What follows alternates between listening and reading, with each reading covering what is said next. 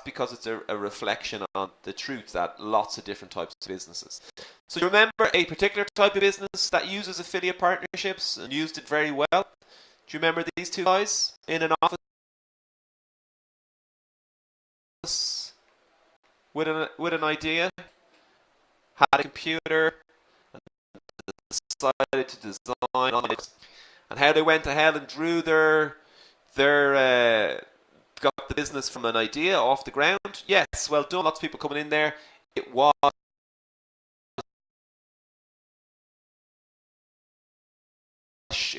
through partnerships, and we looked at that lead flow, that growth in terms of lead generation going off year on year on year. Absolutely phenomenal and explosive growth. So that was primarily done through partnerships, through symbiotic strategic online partnerships. Okay, so there's a lot of scope and opportunity here. How does it work? Basically, you've got 4 pillars of affiliate marketing. You have the merchant and the retailer, which is Shaw.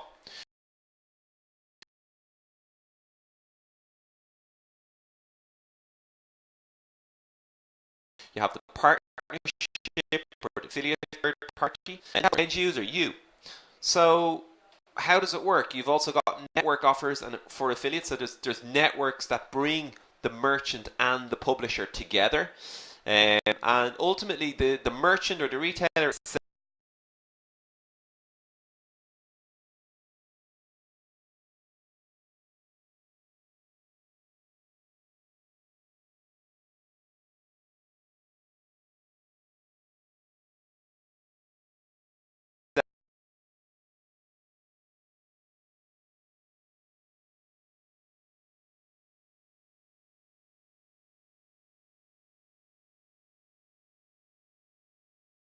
selling something. So Shaw has a course they sell.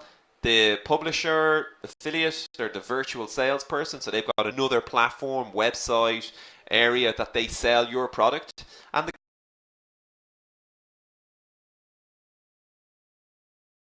customer is happy. And in this instance, we had Groupon. So Groupon were providing our courses for us, selling them to the happy customers at a discounted price because of the large scale they could sell at. We then would share the revenue with Groupon, and it would win for everybody.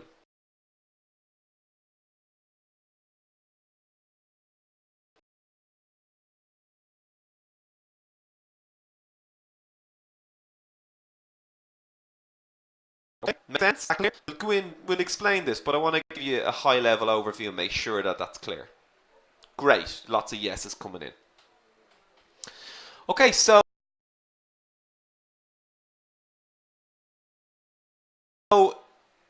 well, is it worth it? I wanted to ask. Affiliate marketing, very much. In a word, yes, it is. You can see here, affiliate marketing spend, the forecast going on year from 2008.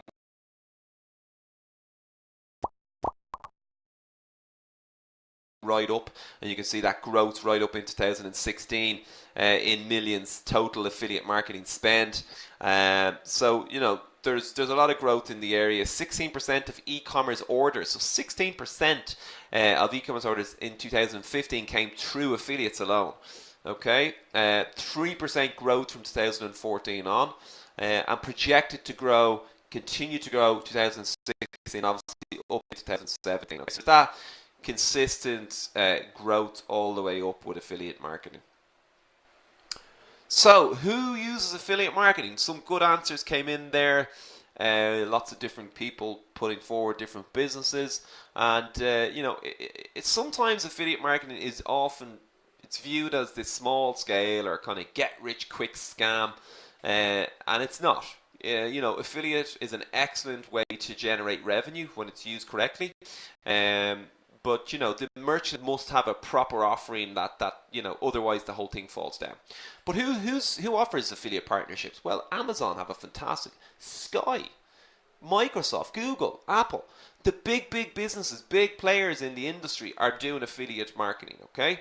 And Sky generates 14% of their business through affiliate marketing. It's 14% of their online sales, okay?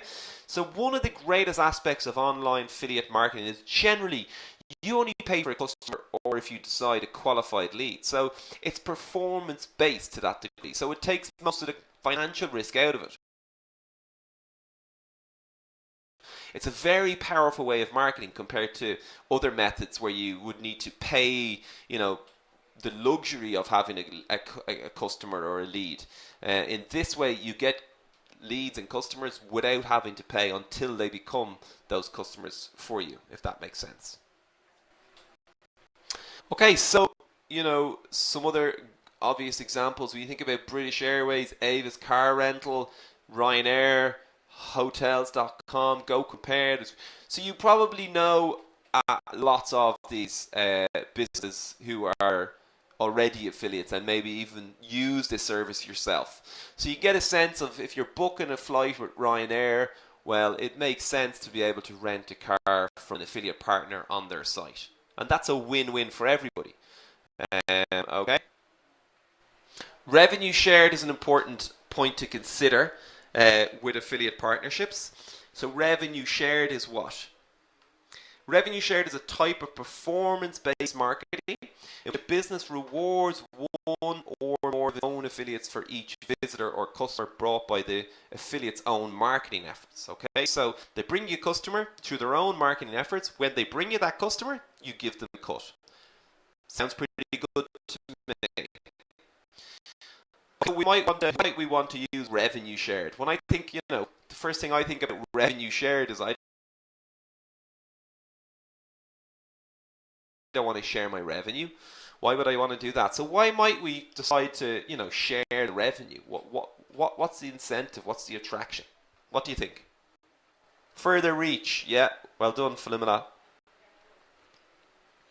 Good stuff, Trevor. Growth, increasing audience, increasing growth, driving customer numbers. Exactly. You guys are getting this. Okay, so revenue shared works very simply like advertising is defined by the revenue generated. So if an affiliate is a partner of yours and they are advertising your service and they're driving traffic and sales to you and they're making money from that, well then they're going to spend more money through their advertising efforts to generate more revenue for you and for them. So that's something to consider. 80% of all revenue from affiliate programs comes from that revenue shared. So it can also be related to content marketing. So you could, get somebody to create content for you. And when that content is shared or downloaded or you signs up for more information, well, you would then pay that person a fee, agreed fee for that content marketing. Okay. So the more money you make, the bigger cut you get.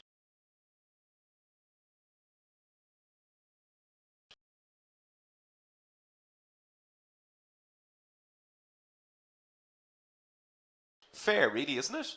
So you can see that it's this symbiotic relationship. Both parties remaining honest and working together result in benefiting from the business. Okay, so similar to working off commission. So you're basically you're giving commission to your sales staff globally online only when they bring you a sale. Okay. So with this, we have the cost per acquisition. Does everybody remember that? So when somebody becomes a paying customer, you pay, you give an agreed amount to them. So you share the revenue. Revenue is received when a publisher creates a conversion, generally involving a transaction or a purchase. Cost effective for advertisers, only paying for conversion. You then have cost per lead. So you might have affiliate partnership where you say, I need leads, I'll look after the rest. So I'm going to pay you an agreed amount for a lead. So you have your cost per lead. The affiliate goes out and generates leads for you, potential buyers, and then you give them a commission based on that. So do you want to have a look at this in real life? Will we go on and maybe run through what this would look like? Give you some ideas. Yeah? Okay.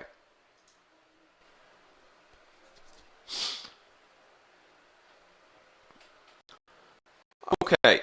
So yeah, there's our sign back, our hotel back, booking.com. There's our remarketing still kicking in. So they have a frequency capping set on it, but not fully set. Anyway, that's from a different lesson. So here is a website called SoSumi. Okay, SoSumi is an Irish a blog about fashion, no affiliation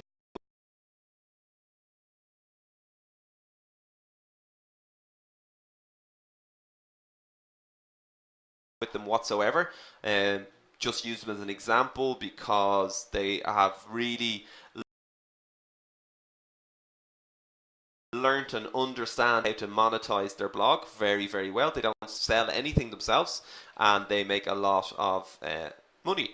So again, let's imagine my wife has come on So Sumi. She's looking around the site. She's like, clicks into some of their products.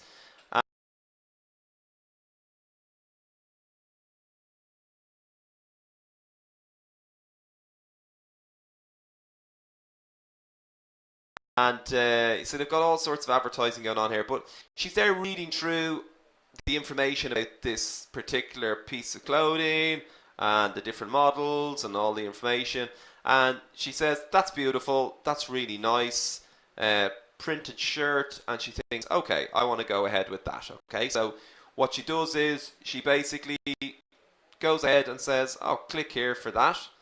She clicks here, and can you see now what's happened is we've been brought off to another separate, completely separate business. See that? So we're off in a shop now online. Okay? So my wife is saying, oh, that's beautiful. Richard will love this. I think I'm going to go and buy this. So she decides to add that to her shopping bag. And what happens is, and I'm going to show you how this happens, okay? But this whole URL with these codes and these numbers has been tracked, okay? And what's going to happen is when my wife goes and buys this beautiful shirt, okay, she's going to basically purchase the shirt, and Pretty Little Things is going to give So Sumi, the blog that sells nothing, a cut on that sale. Does that make sense? Can you see how that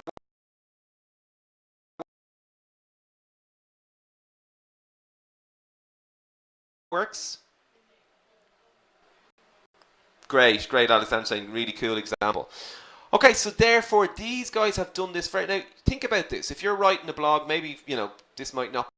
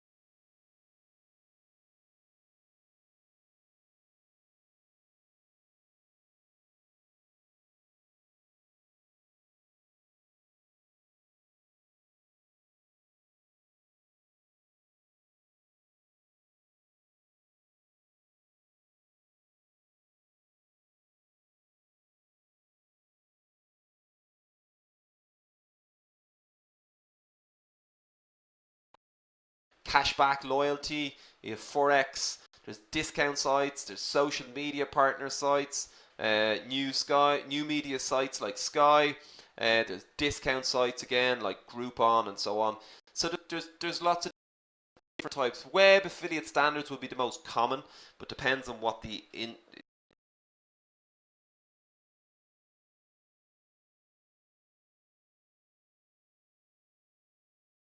area you're involved in. Okay, so there is some risks, so I do want you to, pay attention here. It's not all, Natalia, no problem that you're late. Welcome. So, some of the risks. Can anyone think of some of the risks, actually? What would you think? Yeah, exactly. Fraud, revenue. Yeah, so you might have some fraud. So you could have, it's open to fraud, fake customers, people cancelling orders. So trust is a big, big, important component of affiliate partnerships. Conversions or lack thereof. If there's no conversions, well, then there's no business for anybody. Aligned interest. This is a partnership, so you don't want to get into bed with your enemy. Well, usually you don't anyway, most of the time, for most of us. So you need to have aligned interest and be on the same page, okay?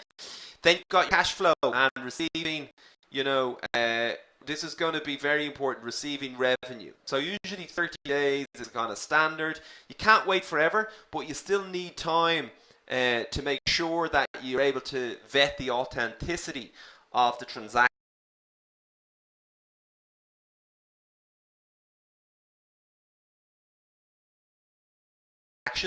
Tracking performance is going to be very important. So helping your best and worst partners achieve their potential is critical. So you don't want to get into any type of a partnership with somebody saying, well, look, let's do a partnership, and sure, every now at the end of the month we'll have a chat and see how we got on, and I'll throw you a few quid. That is far from what we're talking about here. We're talking about complete transparency. We're talking about a third-party software to host these partnerships, so both parties can get in and look at all the click-throughs, transactions, sales, commissions,